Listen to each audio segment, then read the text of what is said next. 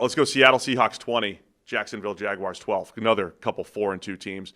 Seahawks get the win here. Jags, tough loss for them coming off the exciting Monday night win at home. More defense, bad pass protection. Jags sacked 7 times. Trevor Lawrence sacked 7 times, including, if you look at, say, the first run results from various sources for us from True Media, it was Walker Little assigned with 4 sacks allowed in this one. There's multiple tackles later we'll talk about that had 3 allowed. So a rough game for the pass protection for the Jaguars.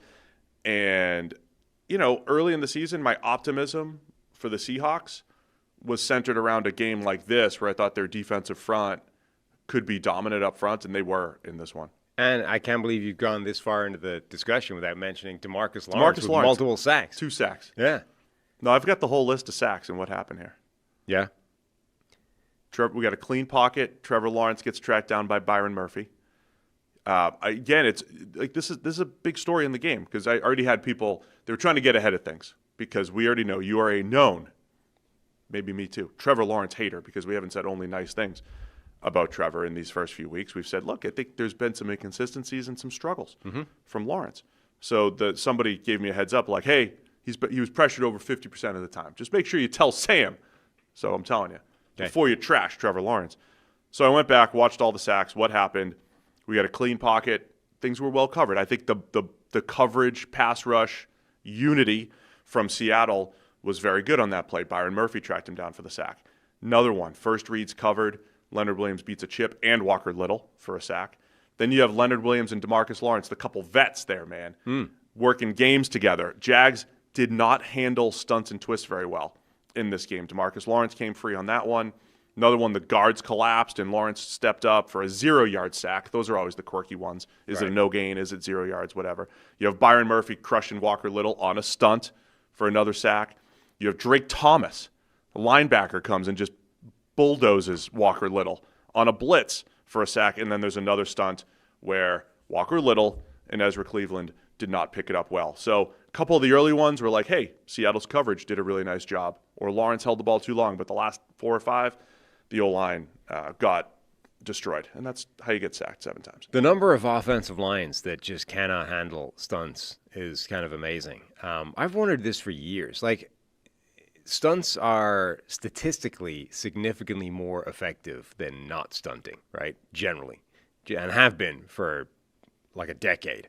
At least. This is just when I started paying attention to it, let alone how far back that information goes. So I've always kind of wondered, like, why is there not a team somewhere pushing that to the extreme and seeing, like, let's just stunt every play. Let's just see how extreme we can make this, how much more effective. This year, I think Green Bay is at like 80% or something. They're really high. And when we were talking about that, so when we first started tracking But back when I was tracking that, there was no team above like 35% or something insane. Dan Quinn's Cowboys, I think they did. So maybe Micah Parsons just brings it with him. Maybe he just does it on his own. When the Cowboys had those years where they had high pressure, high turnover rates, they were really high in stunts and twists. And and we do our previews all the time. We're like, watch Micah Parsons against this right tackle. And the reality is there's only going to be like 8 or 10 one-on-one matchups because of all the stunts and twists and everything. But it's difficult. We talk to offensive linemen a lot.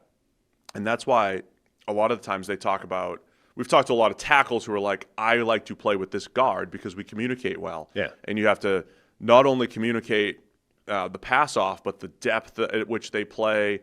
And there was, if you don't have a guard that likes to play the same style as you and they don't get as deep as you, and it's tough to pass them off. But there's a lot of offensive lines. I also think it's fundamentally more difficult. I mean, the classic old school Justin Smith, Alden Smith combination, like, because whatever about how hard it is to just block the impressive, defensive end or pass rusher that's lined up opposite you, and like, okay, physically this is going to be a struggle just to get to the right spot and deal with this guy. At least you're focusing on him, right, pre-snap. For the stunt, you have to block a guy equally as good, if not better, but you're not aware that it's happening yet, right? Like, by definition, it takes you a tick to realize, what I thought was happening is not happening. Actually, the thing is coming from here, and completely adjust everything you're about to do in order to try and stop, Justin Smith in this situation. Like, of course it's harder. And that's before you get to the idea of like, is the guy inside of me at the correct depth in order to pass this off and blah, blah, blah. Like, I've just always been amazed that it's not more prevalent on pass rushes. But teams like Seattle in this game were deploying it, and it's almost impossible for these offensive lines to cope with. Hey guys, real quick, only 40% of our viewers are actually subscribed, so let's change that. Hit that subscribe button, and now let's get back to the action. So I thought Seattle did a great job rushing the passer. They deserve credit. I thought the Jags O-line did a poor job picking it up. Other stuff that happened in this game, I mean, it was low scoring early on. Then you have Sam Darnold, another downfield absolute dot, big time throw even. 61-yard touchdown to Jaxon Smith-Njigba, who continues to just look incredible. There was a point where Darnold's first 5 completions went for like $112, and they were all to JSN. Just cooking all through the game. He goes for 8 for 162. And then I thought Darnold's second touchdown, man. So they got up 2 scores, and another one, just far hash, deep out to the slot to Cooper Kupp, just puts it right on his hands. It was an 11-yard touchdown in the box score, but it's one of those, Pythagoras would be like, no, that's a lot longer throw, Pythagoras is like, no, that's like 28 yards right on his hands. A great throw by Sam Darnold, who continues to play well, man. And they've got this formula down, right? They don't want Sam Darnold dropping back 45 times. They, 16 of 27, but for 295 because they had those big plays. They have the A.J. Barner one later for 61, which pretty much all but sealed the deal. Yeah. But the Jags got back into it. It was 20-6. They score a touchdown. They do the whole down 14, go for 2, and didn't get it. So they're still down 8 and within reach, but Seattle holds on. Yeah, I think that was the disappointing aspect of this from a Jacksonville perspective is, okay, they got down, they got in a hole, but they then shot themselves in the foot multiple times on the way back from trying to dig their way out of that hole. You had the offside touchdown negating mistake by Travis Hunter where he lines up offside by 6 inches or whatever it is. His foot is in the neutral zone. His foot is lined up with the football, and that's offside, which negated a Brian Thomas Jr. touchdown. Now you can say, look, that's a ball don't lie type of deal where it was probably shouldn't have been a touchdown. Like it was a freaky play that the bounce into his hands. The BTJ earned it, and the Seahawks almost blew it. Yeah. But it's one of those ones where it's like, it was a freaky play in the first place. And so, and whatever. The point is, it was a Brian Thomas Jr. touchdown that ends up getting taken off the board by a ridiculous procedural penalty, those are annoying. I don't think anybody likes those plays. This one, the Lions play we'll get to in a few hours, where that's another procedural one. It's like, who gives a crap? Just let it stand. So you had that. Brian Thomas Jr. has a bad drop on 3rd down deep in Jacksonville's territory. It was a drive-killing play. They got to punt the ball away at that point. Like, just rough plays where they had more opportunities than this, and they didn't take advantage of them. I have to say, we are in a golden age of big plays being negated by illegal formation, illegal shift, illegal motion, and offensive offsides. That's a golden age. Wants to see. I haven't fact-checked this yet, but I believe that we've set an NFL record for most yards and or touchdowns negated by some sort of illegal offensive formation or shift or motion or something. Is Brian Thomas Jr. reaching the level where he just generally doesn't want contact anymore? There was a play here that was high over the middle again, and it was one of those ones where you sort of waved at it, It's like, didn't even – and look, I've gone up for this pass, and it was one of the few definite concussions that I've taken in my playing career, where it was like a slant over the middle and it was thrown high, and I made the mistake of going up to get the pass and basically landed in the shoulder of actually one of the rare American players in the league at that time. And generally speaking, the American players were better, stronger, faster, and hit harder than everybody else. As we do. So they had this, I don't even remember what the team was, but whoever it was had a roving Cam Chancellor strong safety who was American. And I went over the middle, slants high, I went up to get it, got hands on it, landed basically into this guy's kill shot, and definitely got concussed on that play.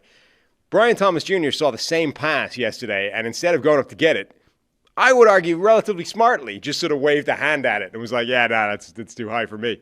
I'm not interested in that. Has he?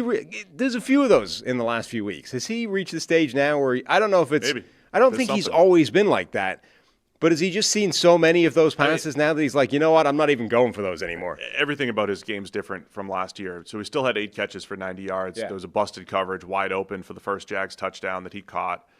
And also, as we just said, should have had more. Well, could have had more for that touchdown. Right, he got kind taken of off the board.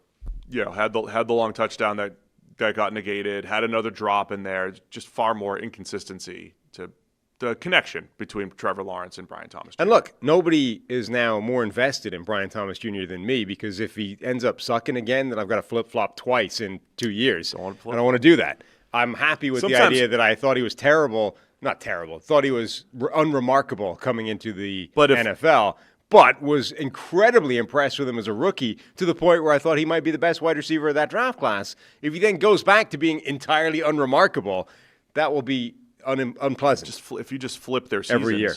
If you flip their seasons, it makes more sense, right? If you have this inconsistency and some more drops. But I've noticed a few of those plays now in the last few weeks where he's just, it's not even alligator arming it. Like he's not even getting that far. He's just like, that's a little too far out of my reach. Nah. I just want to shout out again, Sam Darnold, man, playing high-end football right now.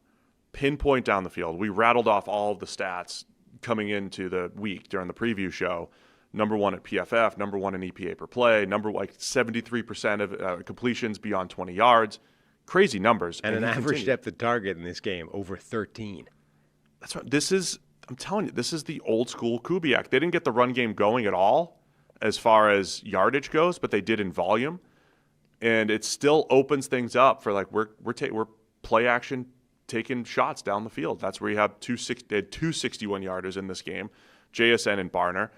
Cooper Kupp had a long of 29. They're getting the ball down the field.